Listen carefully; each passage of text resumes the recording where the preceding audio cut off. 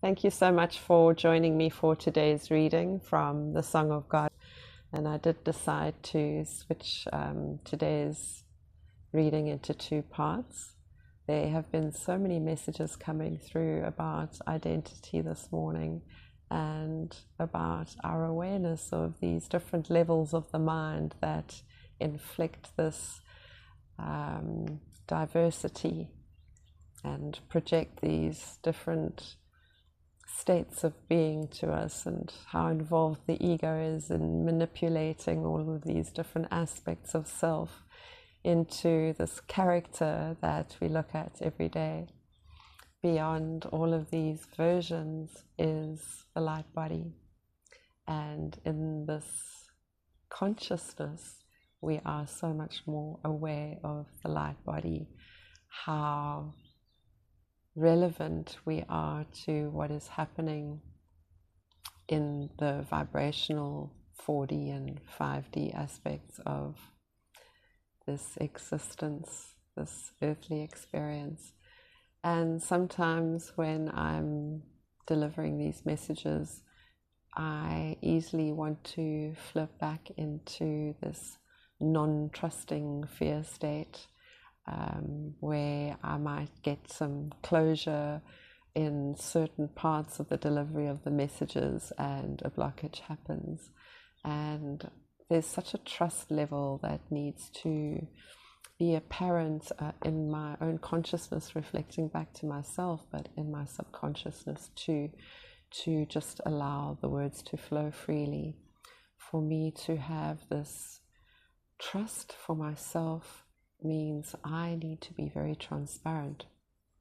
And we've been told to create all of these levels of and layers and put all of these things on us, or accumulate or expand in a material sense and aim towards this version of ourselves. But we are omitting that this consciousness is just this ongoing experience, and in this experience that we feel is going to just push us into a void, we've got to be aware that there are so many timelines and portals and doors in that level of consciousness that are waiting to be unlocked and opened for us from this higher power that we cannot fathom. The door that we unlock, the key that we have inside of us to unlock that door, to give us spiritual gifts, for us to be enlightened, for us to have a realization, for us to have a remembrance, puts us into this cosmic realm, this metaphysicalness.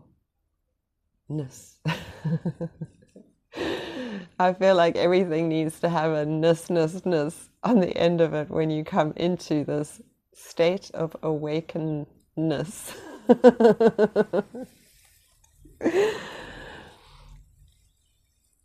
But this is the beginning. We have to try and stop understanding.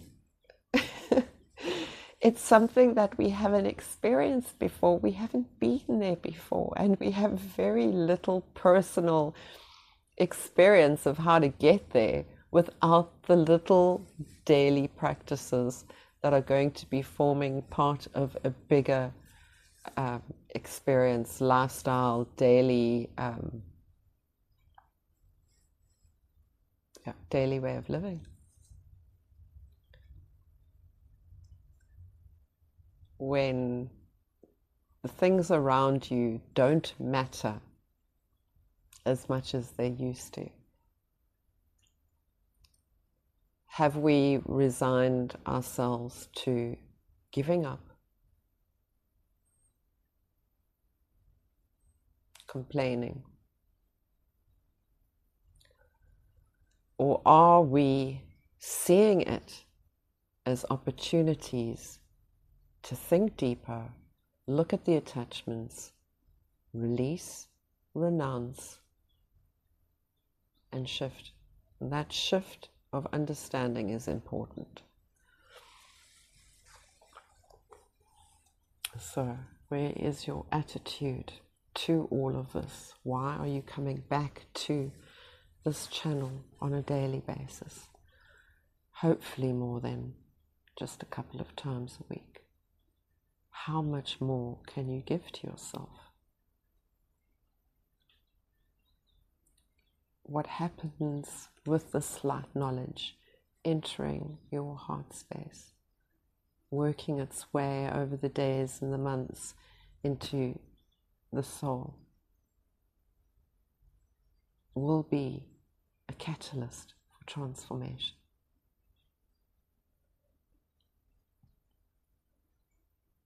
What are the desires of your heart?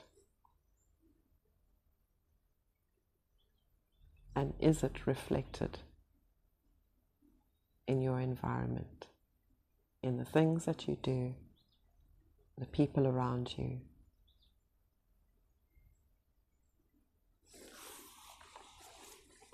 Okay, today's reading.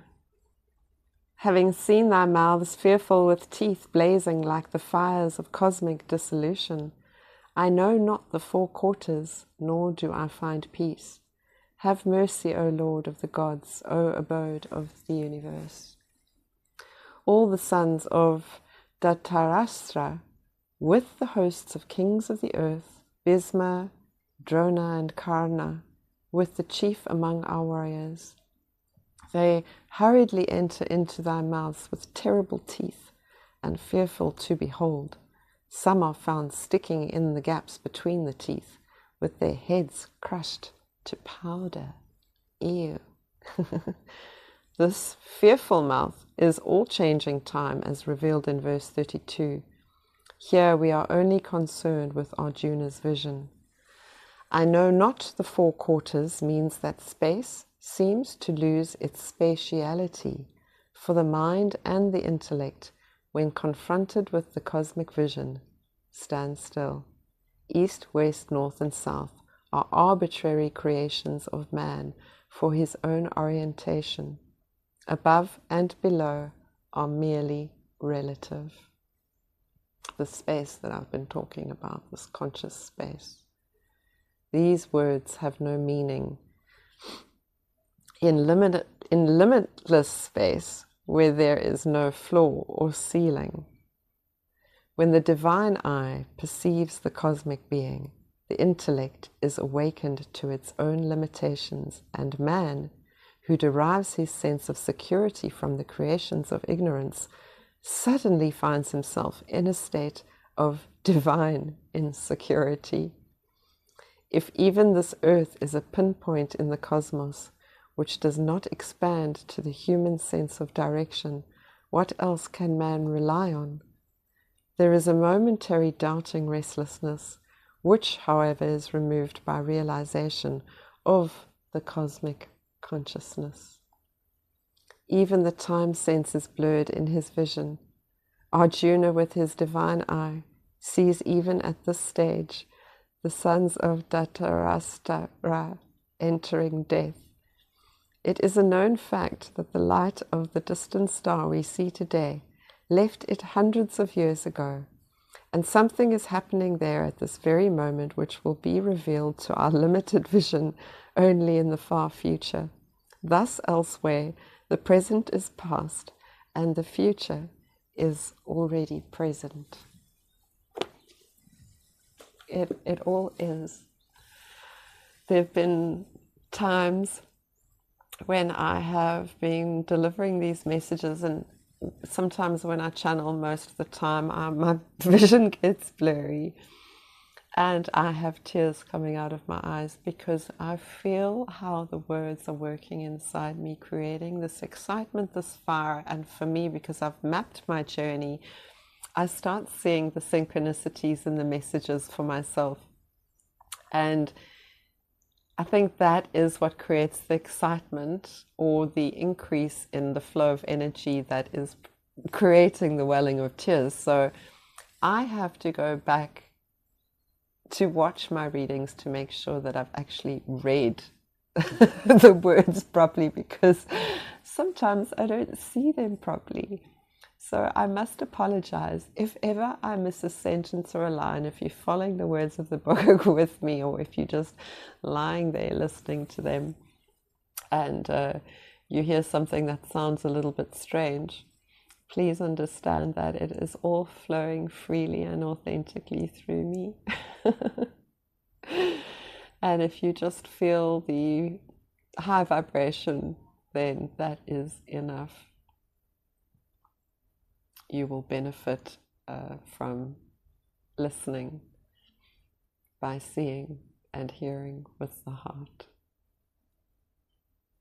Thank you so much for joining me for these readings. I look forward to spending more time with you. The divine in me honors the divine in you. God bless you. Amen.